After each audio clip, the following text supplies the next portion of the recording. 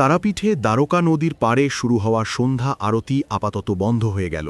নদীর জলস্তর কমে যাওয়া ও দূষণ বাড়ার জেরে এই সিদ্ধান্ত নিতে হয়েছে বলে জানা গেছে।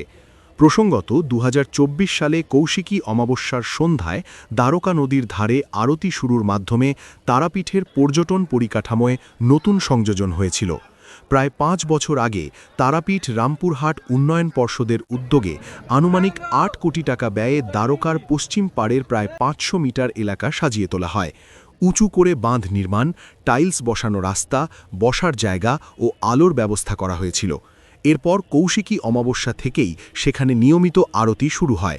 বারাণসীর দশাসমেত ঘাটের আদলে এই আয়োজন শুরু হওয়ায় ভক্তদের উৎসাহ ছিল চোখে পড়ার মতো। তবে সময়ের সঙ্গে সঙ্গে দ্বারকা নদীর জল কমতে থাকে, যদিও এক স্থানীয়ের দাবি, সেই ২৪-এর কৌশিকী অমাবস্যা থেকে যে সংকল্প নিয়ে ওটাকে শুরু করেছিলাম সন্ধ্যা আরতিটা, এতে আমাদের মন্দির কমিটি তো পুরো ব্যাপারটা মন্দির কমিটি পরিচালনা করছিল। তবে এতে আমাদের মাননীয় জেলা শাসক বিধান রায় মহাশয়ের উদ্যোগও এখানে মানে উল্লেখযোগ্য। উনিও এই ব্যাপারে খুব আমাদেরকে সহযোগিতা করেছিলেন।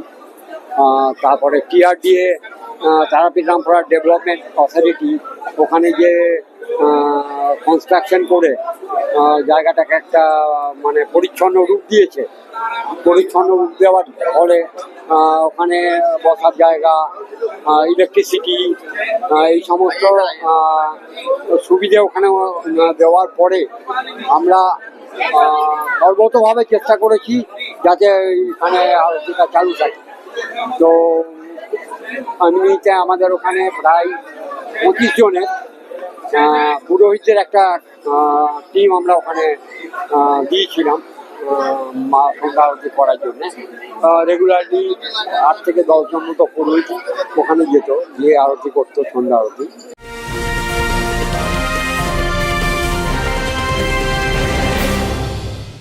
উত্তর ২৪ পরগনা ও তার আশপাশের এলাকার মানুষের সেবায় ক্যাথ ল্যাবের মতো অত্যাধুনিক সুবিধা নিয়ে পরিষেবায় ব্রতী সারদা মাল্টি স্পেশালিটি হাসপাতাল।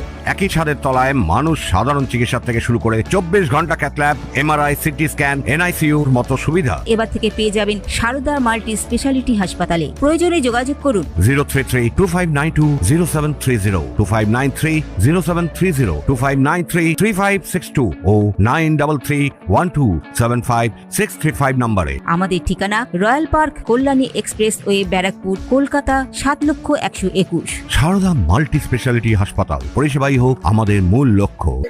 কিন্তু পুণ্যার্থীর ওখানে গড়হাজির থাকায় ওদেরও আরতির প্রতি যে একটা আকর্ষণ, তীর্থযাত্রী নেই, ফাঁকা নদীতে আরতি করা, এটা একটা বিষয় গেল, এটা বড় বিষয়। আর যেটা সব থেকে বড় কারণ হচ্ছে নদীর দূষণ। এই দ্বারকা নদী উত্তর বাহিনী বলে গঙ্গার সঙ্গে তুলনা করা হয়। দ্বারকা নদী শাস্ত্রের কথার উল্লেখ আছে। আর আমাদের ছোটবেলায় আমরা এই দ্বারকা নদীর জল আমাদের তারামায়ের ভোগে, তারামায়ের স্নানে, এমনকি আমাদের বাড়ির মহিলারাও দ্বারকা নদীর থেকেই জল এনে আমরা ওই জল পানীয় জল হিসেবে ব্যবহার করতাম। এবং আমাদের তো শৈশব নদীতেই কেটেছে, নদী এত সুন্দর ছিল। তো এখন নদীর যে অবস্থা আপনারা নিজের চোখেই দেখছেন, যত হোটেল লজের সমস্ত পলিউটেড দূষিত জল এসে নদীতে পড়ছে। তো আর নদীতে যে প্রাকৃতিক প্রবাহ, ন্যাচারাল যে জলের প্রবাহ, সেটা অলরেডি যখন থেকে পঞ্চবার্ষিকী পরিকল্পনার মাধ্যমে নদী বাঁধ তৈরি হয়েছে, সেই নদী ডেথ হয়ে গেছে। যে সমস্ত নদীর বাঁধ তৈরি হয়েছে সেই নদীর আর প্রাকৃতিক যে ফ্লো সেটা নেই, যার ফলে নদীতে জলই থাকে না। কোনো সময় ব্যারেজ থেকে সুইচ গেট খুলে জল দিলে তখন জল আসে, তাছাড়া নদীতে জলই থাকে না। তো আলটিমেটলি ওখানে দ্বারকা নদীতে এখন সব দূষিত জলই প্রবাহ হচ্ছে, স্রোতই নেই দ্বারকা নদীতে।